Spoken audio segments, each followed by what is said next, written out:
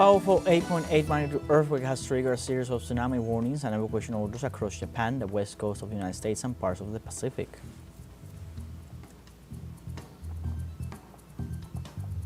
In Argentina, Javier Milei's government tripled the number of people living on the streets amid the economic crisis that has gripped the country since he took office.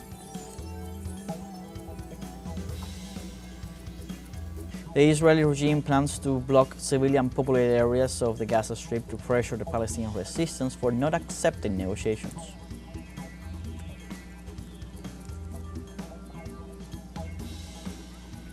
Hello, welcome from the South. I'm Luis Alberto Matos from the teleSUR studios in Havana, Cuba. We begin with the news.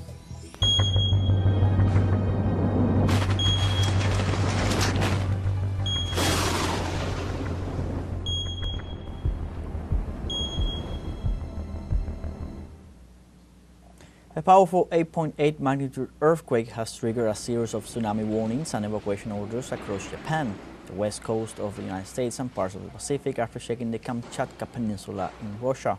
The earthquake was the strongest in the region since 1952, according to the Russian Academy of Sciences. It occurred at a depth of 19.3 kilometers and had its epicenter 126 kilometers east-southeast of Petropavlovsk-Kamchatsky, a city located in Avasha Bay. In this context, a tsunami between 3 and 4 meters high was recorded in some areas of Kamchatka, according to Sergei Lebedev, Regional Minister of Emergency Situations, with reports of several injuries. In addition, the U.S. Tsunami Warning System issued a warning of dangerous tsunami wave in the coming hours on some coasts of Russia, Japan, Alaska, and Hawaii.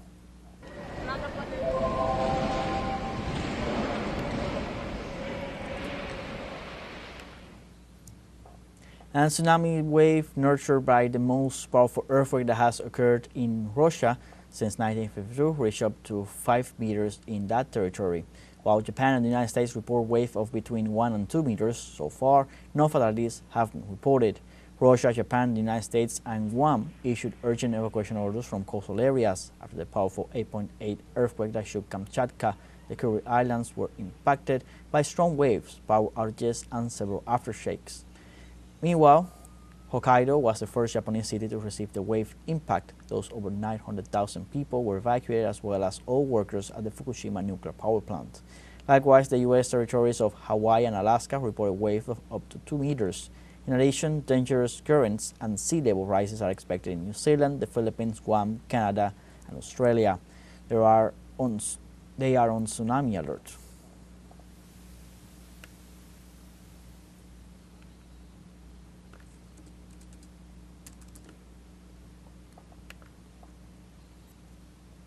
In this context, tsunami alerts were issued in Latin American countries bordering the Pacific Ocean. Tsunamis with wave possibly exceeding 4 meters are approaching several Latin American countries such as Mexico, El Salvador, and Honduras after hitting Japan and Hawaii. Peruvian authorities have already issued emergency alerts and announced the closure of Costa Verde in Lima, while the Choco and Nariño regions in Colombia were among the first localities in the country to receive the alert, while the Chilean government estimated the arrival of the tsunamis at 10 a.m. local time. Ecuador had already spotted wave of up to 1.4 meters high in the Galapagos Islands.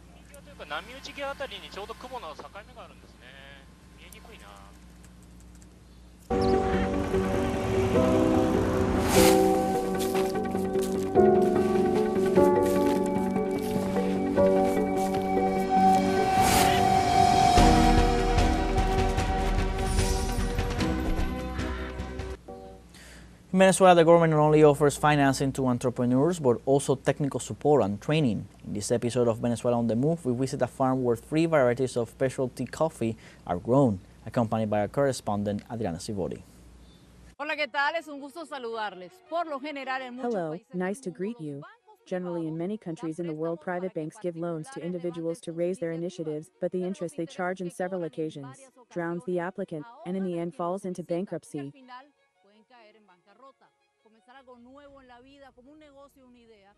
Starting something new in life as a business, an idea, is a challenge. Sometimes the need drives it, other times an opportunity is given.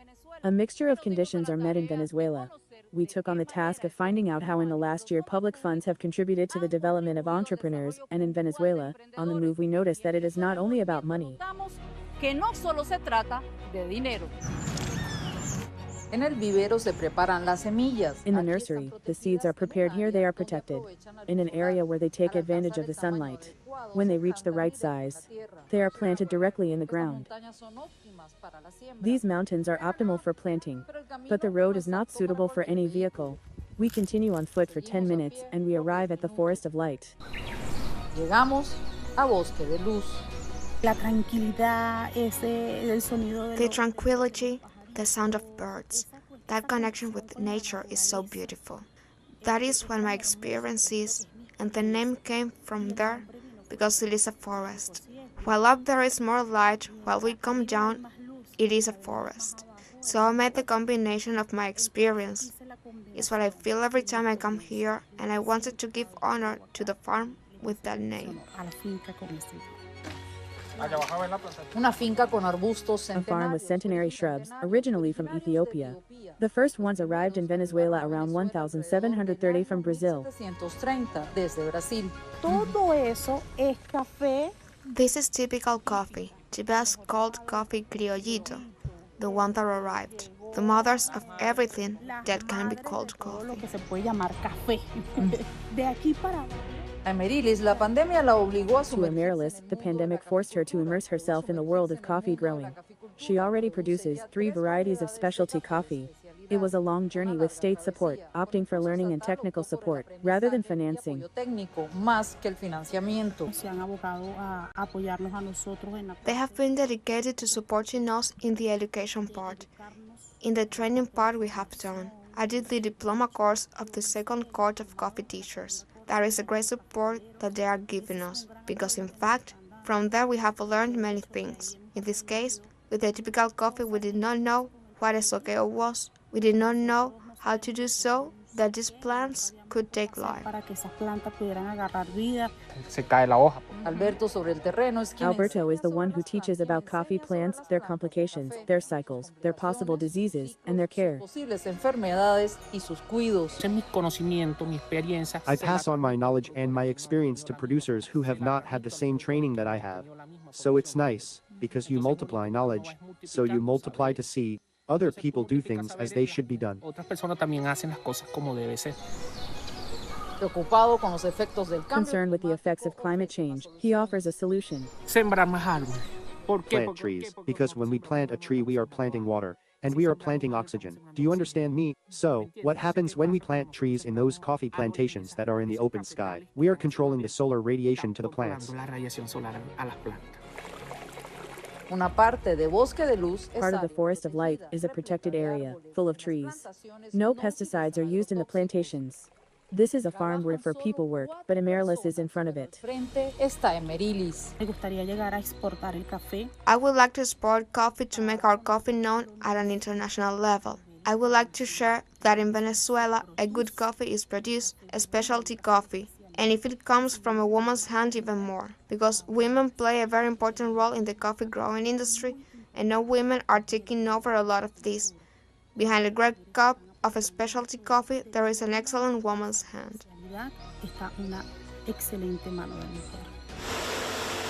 La producción de café venezolano de The calidad production of quality Venezuelan coffee, in ascending recovery, is expanding in international markets such as Japan and the United States. More than 86,000 quintals have been exported this year. Coffee is the second most consumed beverage in the world after water. la más consumida en el mundo después del agua. Datos del gobierno arrojan que existe Government data show that there are 1,800,000 new enterprises generating income and jobs since 2021. By law, the creation of public policies is contemplated, which in addition to financing, provide training to the sector, which grew by 59%. We say goodbye for now, but we are still on the way. I invite you to stay connected to our multi-platform. mientras los invito a seguir conectados a nuestra multiplataforma. Now, for our first break coming up, remember you can join us on TikTok at teleSUR English, where you'll find news in different formats, news updates, and much more. We'll be right back. Stay with us.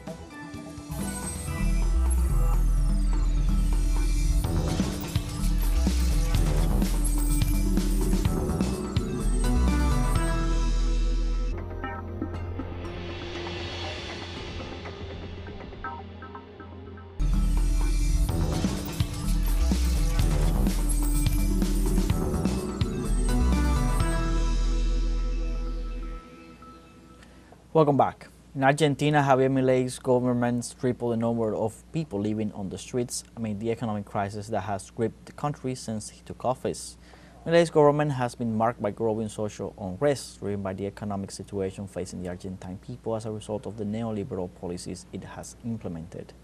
Official data reflect an increase in the cost of living and the end of state policies that protect the most vulnerable. Faced with this scenario, the Argentine people continue to organize extensive protests and various demonstrations in rejection of the economic adjustments and decrees that deregulate key areas of the state.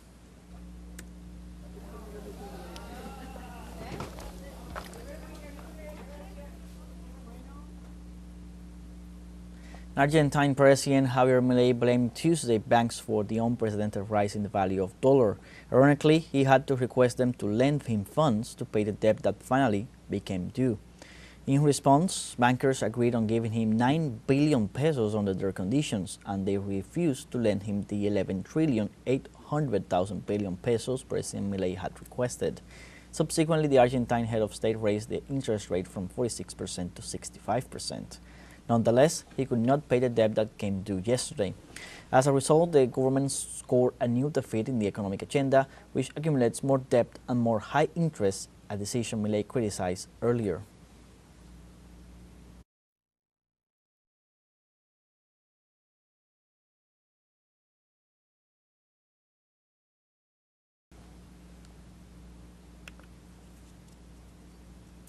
And in southern Venezuela, the Bolivarian National Armed Force carried out a successful rescue operation, saving the lives of 3 people who were victims of an aircraft accident in a remote area of the Amazonas state jungle.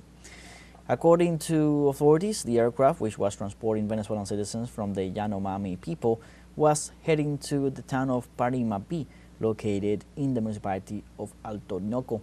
Upon learning of the accident, the armed forces immediately activated a search and rescue operation, mobilizing resources and personnel to the area of the accident. It's important to note that although the weather conditions and the location of the accident presented significant challenges, the response by the authorities was effective. Rescue operations continue to ensure the care and well-being of the survivors, as well as to investigate the causes of the accident.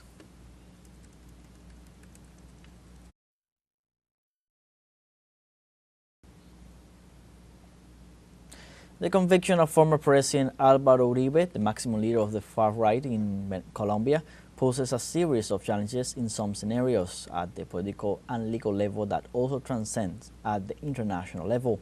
Correspondent Hernán Tobar with the details. Once it was known the sense of the ruling by Judge Sandra Heredia condemning the former President Álvaro Uribe Vélez for the crimes of bribery in criminal proceedings and procedural fraud, the reactions have been multiple. For some analysts, it will affect in various areas. Esto va a tener un impacto político indudable. This is going to have an unquestionable political impact. I think it is going to be a momentary political impact of 1 or 2 weeks. He is still an important politician for Colombia, but he is a politician in decline. He was important because he was president 20 years ago. So I think the impact is being overestimated, but obviously the Democratic Center is going to come out and say they are politically persecuted and victims. I do not think this is going to last in the long term because they do not have a consolidated presidential candidate. It will be a 1, 2 or 3 week downturn. Consolidado. Será un fogonazo de unas 2 o 3 semanas. El caso también trascendió en el ámbito The case also transcended in the international arena. The U.S. Secretary of State made a statement rejecting the conviction against the former president. For specialists, his announcement of support for Uribe not only demonstrates his political closeness, but also represents a clear interference in Colombia's internal affairs. Las relaciones entre Colombia y Estados Unidos están acompañadas de... The relations between Colombia and the United States are accompanied by what are divergent political positions. But in any case, it is convenient to maintain relations between the 2 countries for many reasons, economic, political, social, but this normality of relations cannot sacrifice the position of autonomy and sovereignty of the Colombian state. It is an unacceptable position, an interference that cannot be tolerated, and Colombia must emphatically reject this intervention of the United States Secretary of State. Mientras organizaciones de derechos humanos esperan que Uribe respete. While human rights organizations expect Uribe to respect the ruling against him and reiterate that this is not a political trial and will wait until August 1st to hear the sentence that Judge Sandra Heredia will impose on Álvaro Uribe. In this regard, the prosecution has requested a sentence of 9 years and the place of his imprisonment will be determined. The judge herself has outlined the possibility of house arrest. The defense of the condemned man has already warned that it will appeal the ruling for review in the second instance. What we hope in any case is that he does not turn this sentence against him into a court to continue destroying the institutionality, to continue affecting democratic governance. I believe it is time for him to retire from public life and take this as a lesson. Because let's remember that this is not a political persecution of President Gustavo Petro. Let's remember that this started more than 14 years ago when he tried to indict before the Supreme Court of Justice Senator Cepeda for the same crimes for which he has been convicted today. Luego de la publicación de la sentencia, After the publication of the sentence, Uribe's defense will have 5 days to file the appeal in the second instance. The appeal must be resolved by the Superior Court of Bogotá, which must review the ruling and make a determination before October 16, when the criminal action against Uribe Vélez becomes time-barred. Escribe la acción penal en contra de Álvaro Uribe Vélez. Hernán Darío Tobar Gaitán, teleSUR, Bogotá, Colombia.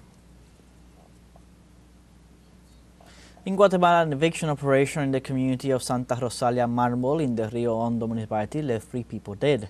The procedure was carried out on the grounds of a hydroelectric power plant located in the Guatemalan department of Zacapa, causing the death of 2 residents and a national civil police officer. In addition, several people have been reported injured, although the exact number has not yet been confirmed.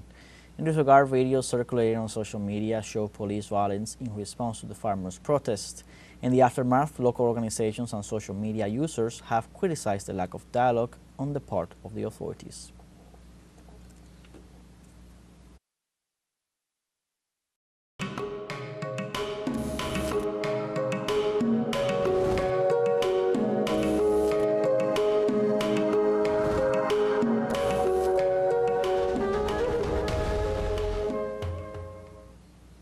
Every year, several Cuban cultural institutions organize a wide range of recreational options for the month of July and August, coinciding with the school break. From Havana, Eric Mendez with the details.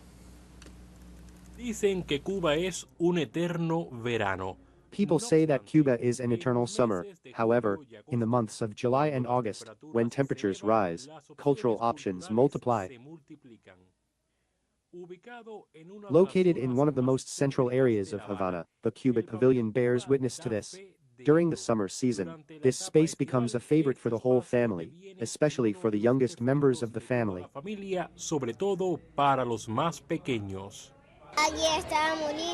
It was very nice here. I liked it very much. I want all the children to come to the fair. Come here to the fair, because this place is a lot of fun, and it is our passion to play together. Yes, I made a new friend. He's laughing over there with the cats. This is a lot of fun for the kids and I like it. Cada año, la Feria de la Cultura Cubana. Every year, the Cuban Culture Fair, Art on the Ramp, becomes one of the main options for the enjoyment of the residents of Havana and those who visit the city during these days. Sobre el escenario están no solo los artistas. On the stage are not only established artists, but also the youngest ones. teleSUR's visit coincided with the presentation of a dance company made up of girls between 3 and 12 years of age. Entre 3 y 12 años de edad. It just so happens that today is the 1-year anniversary of the founding of my youth ballet.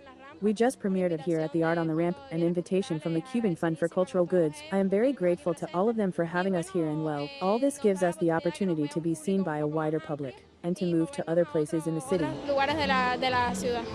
Arte en la Rampa es también. Art on the Ramp is also a space for traditions.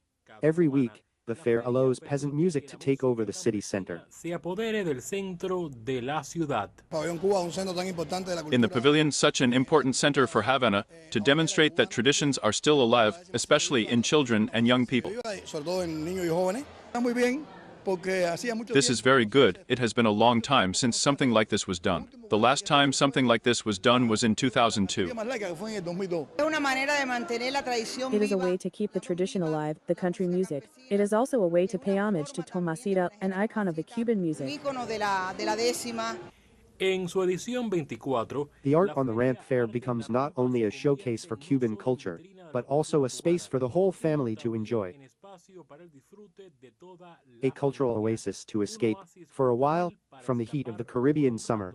Del calor del verano caribeño. Eric Méndez, telesur, La Habana. We have a second break coming up. We invite you to visit our Facebook page at teleSUR English. There you'll be able to watch our top stories, special live coverage, and more. Follow our page and activate the notification button to stay up to date on the world's most recent events. A very short final break. We're going to be right back.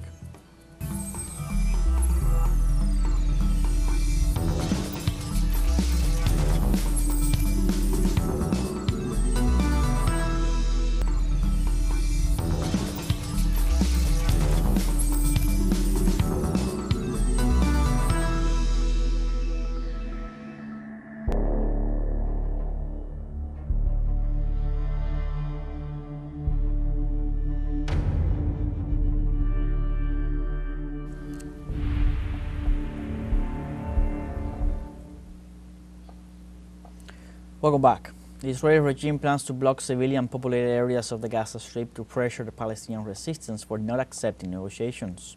The occupation forces plan includes a total ban on the entry of food, water, and any humanitarian aid. The Israeli army, although it has not formally approved the measure, is considering implementing the blockade simultaneously or in stages in the areas of Gaza City, the refugee camps in the center, and the Al-Mawasi humanitarian zone. The Zionist regime in Tel Aviv once again attacks the welfare of the Palestinian people despite the humanitarian catastrophe it has caused during months of attacks, forced displacements, and blockades.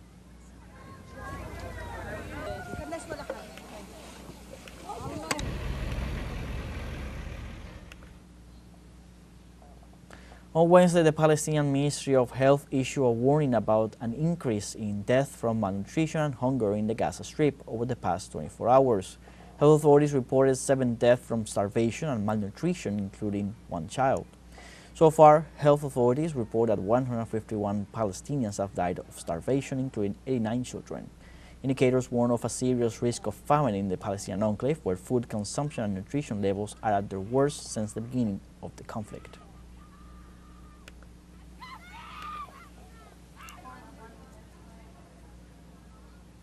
In Malta, Prime Minister Robert Abela announced that his country will recognize the State of Palestine during the United Nations General Assembly in September. Abela made the announcement a few hours after a similar statement by British Prime Minister Keir Starmer and days after France announced its plans to recognize the Palestinian state. The Prime Minister had already announced in May that Malta would recognize the State of Palestine during the conference on the two-state solution, which was initially scheduled for June but was postponed and officially began 2 days ago in New York. At the time, he stressed that the worsening humanitarian tragedy caused by Israel's continued aggression in the Gaza Strip could not be ignored.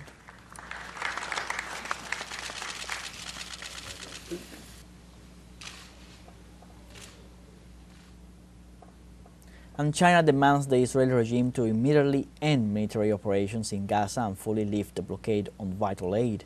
Spokesperson for the Foreign Affairs Ministry, Guo Jiakun, said Gaza is living an unprecedented catastrophe after 21 months of the Israeli blockade of humanitarian aid.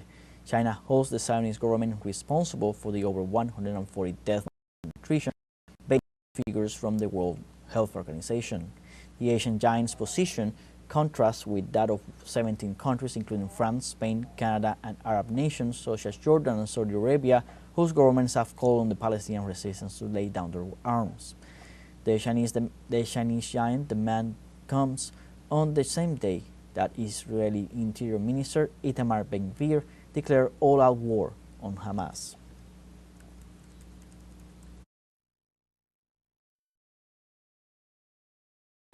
In other topics, on Wednesday, the first Australian-made rocket to attempt to reach orbit from the country's soil crashed after 14 seconds of flight. No one was reported hurt. The rocket Iris, launched by Gilmour Space Technologies, was the first Australian-designed and manufactured orbital launch vehicle to lift off from the country and was designed to carry small satellites to orbit. It was launched on Wednesday morning local time in a test flight from a spaceport near the small town of Bowen in the north of Queensland state. Gilmour Space Technology has private funders and received this month a $3.2 million Australian grant from the country's federal government for development of the now crashed Ares rocket.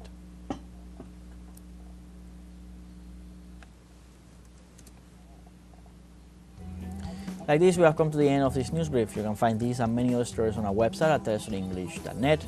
So join us on social media: Facebook, X, Instagram, Telegram, and TikTok. For TeleSUR English, I'm Luis Alberto Matos. Thank you for watching.